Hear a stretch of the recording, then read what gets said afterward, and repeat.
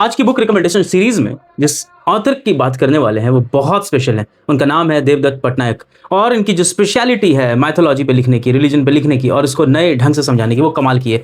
तो किताबों के बारे में बात करने से पहले मैं आपको बता दूं, ये जो किताबें हम आपको दिखा रहे हैं बुक की रिव्यू नहीं है, बस किताबों को बता रहा हूँ उन किताबों में क्या क्या है ताकि आप जायका ले सके। पहली किताब हिंदू ट्रिनिटी, तीन जो सबसे मुख्य भगवान है हिंदुइज्म में, जिसमें माँ दुर्गा की बात होती है, शिव की बात होती है और विष्णु की बात होती है, उनके तीनों अवतार को लेकर इस पर चर्चा की गई है। खासी मोटी बुक है। उसके बाद अगली किताब है जया महाभारत। महाभारत को हम जिस एंगल से, जिस तरह से समझ रहे हैं, उससे देखने का एक और भी नजरिया देवदत्त पटनायक हमें देते हैं। इलस्ट्रेटेड फॉर्म में है, बहुत अच्छे तरीके से लिखी गई है महाभारत। अगली किताब पिलग्रिमेज नेशन, बहुत अच्छी किताबों में से एक। हम जिस पिलग्रिमेज की बात करते हैं, उन स्थानों की बात करते हैं जहां हम श्रद्धा से जाते हैं, जैसे वैष्णो देवी, आगरा, दिल्ली, पंढरपुर, उज्जैन, जहां जहां भी। इसको समझाने का एक नजरिया ये दिया है इन्होंने कि जो वैदिक एज में जो हमारे स्पिरिचुअल सेंटर्स थे, जैसे बद्रीनाथ या फिर वैष्णो देवी, उसके बाद आगे बढ़ते बढ़ते बढ़ते हम जब गुप्ता पीरियड में आते हैं तो वहाँ हमारे कौन कौन से स्थल हैं जहाँ हम जाते हैं। फिर उसके बाद इस्लामिक एज में कौन कौन से हमारे सेंटर्स थे जहाँ हम जाते हैं। उसके लास्ट में आते आते मॉडर्न एज में जैसे आगरा, दिल्ली, पंढरपुर और जहाँ कहीं भी हम जाते हैं तो उसकी क्या एक परंपरा रही है, क्यों रही है, ये किताब उस पर बात करती है। अगली किताब सेवन सीक्रेट्स ऑफ शिवा, ये शिव के उन अवतारों की बात करते हैं जिसके बारे में हम सुनते चले आ रहे हैं, और नॉर्थ और साउथ में जो शिव की जो पूजा अर्चना होती है उसमें फर्क क्या है। अगली किताब है भारत में देवी।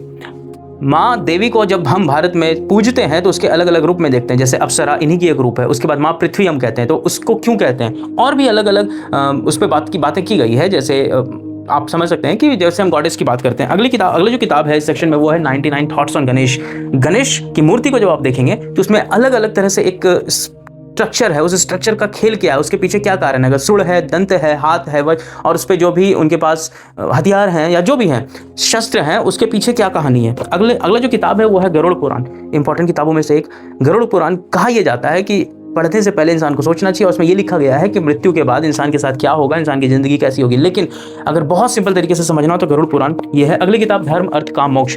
हिंदू धर्म के चार बेसिक टेनेट्स जो हैं, धर्म अर्थ काम मोक्ष, चारों क्यों जरूरी है और चारों क्या एक दूसरे से सामर्थ्य बैलेंस स्थापित करके रखते हैं, इस किताब में बताया गया। अगली किताब है फेथ। हिंदुइज्म में अलग अलग सवाल हैं, जैसे वैदिक परंपरा, सनातन धर्म और हिंदू धर्म क्या बराबर है, हिंदू धर्म में महिलाओं का अधिकार क्या है और उसको किस तरीके से महिलाएं कब से देवी माने जाने लगी। तो इन सवालों के जवाब दिए गए इस किताब में। अगली किताब है माई गीता बाय देवदत्त पटनायक। गीता की कमेंट्री हम सब ने कहीं ना कहीं पढ़ी होगी, लेकिन इसको पढ़ने के बाद जो एंगल है समझने का वो बिल्कुल अलग हो जाता है।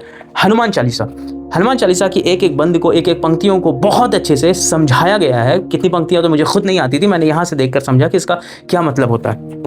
एक बढ़िया किताब मैरिज, शादी की जब हम बात करते हैं तो हिंदू परंपरा में शादी को लेकर जो भी अनुबंध हैं, जो भी परंपराएं हैं, वो परंपरा कहाँ से उत्पन्न हुई है और हमारे माइथोलॉजी में मैरिज को कैसे सेलिब्रेट किया गया है, ये किताब उन विषय पर है। अगली किताब है रामायण वर्सेस महाभारत। वो कौन कौन से बेसिक एलिमेंट्स हैं जो दोनों को बराबर करते हैं। रामायण में और महाभारत में क्या इक्वल चीजें हैं जो रामायण में भी देखने मिलती है महाभारत में, और क्या ऐसे डिफरेंशिएशन है दोनों में कि दोनों में अलग अलग दिखाई देती है, ये किताब उस पर बात करती है। मिथ और मिथ्या, कभी कभी हम मिथ को मिथ्या मान लेते हैं और मिथ्या को मिथ मान लेते हैं, ये इस किताब में दिखाया गया। कहीं जो फेथ है उसको बिलीव ना मानकर रैशनैलिटी के दम पे नहीं तौलते हैं, और कभी कभी हम बहुत ज़्यादा इमोशनल हो जाते हैं, तो उस चीज़ पर प्रहार करती है ये किताब। और तीन आखिरी किताब है Devlok with Devdutt Pattanaik. Epic channel पर ये एक इनका शो आता था जिसमें बहुत सारे सवालों के जवाब दिए गए और बहुत अच्छे तरीके से दिए गए। वो ऐसे ऐसे सवाल हैं जो हमारे आपके दिमाग में, जहन में हमेशा कभी ना कभी धर्म को लेकर रहा है।